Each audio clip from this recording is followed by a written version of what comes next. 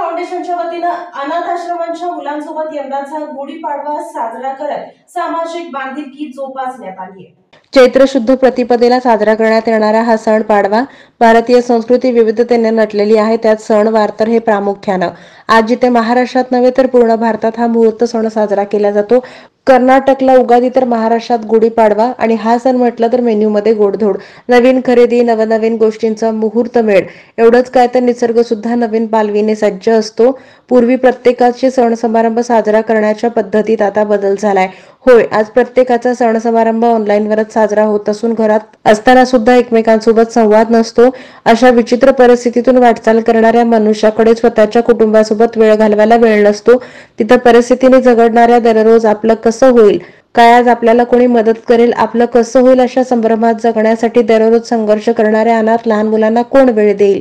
होय, समाजात आजही असे कर्ण आहेत ज्यांना स्वतःपेक्षा इतरांच्या समाजाकडून त्यागलेल्यांना, वंचितांना सोबत घेऊन सण समारंभ साजरे करतात आणि ही बाब खरी आहे।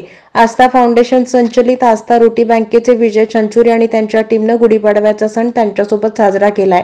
अनाथ आश्रमातील लहान मुलांना सर्वप्रथम सोबत घेऊन गुढी उभारून अयोध्यामध्ये एक तप वनवास भोगून जेव्हा भगवान श्रीराम परतत होते तेव्हा नगरवासियांनी दाखवलेला हा जल्लोष, या लहानांना त्या सणाचं महत्त्व सांगून प्रत्येकाला जवळजवळ 35 ते 50 जणांना साखरेचा हार घालून औक्षण करून मुलांच्या आवडीचं खाऊ वाटप करून सण साजरा केला। त्यांच्या चेहऱ्यावर हसू होतं आणि या अविस्मरणीय क्षणांनी साथ दिली। यावेळी प्रमुख पाहुणे म्हणून कुंभार वेस येथील प्रसिद्ध व्यापारी रविकांत तंबाके भूमकर हे प्रमुख पाहुणे म्हणून उपस्थित होते। संस्कार संजीवनी अनाथ आश्रमचे व्यवस्थापक परमेश्वर काळे यांनी आस्था रोटी बँकेचे आभार मानले आणि गुढीपाडव्याच्या शुभेच्छा दिल्या।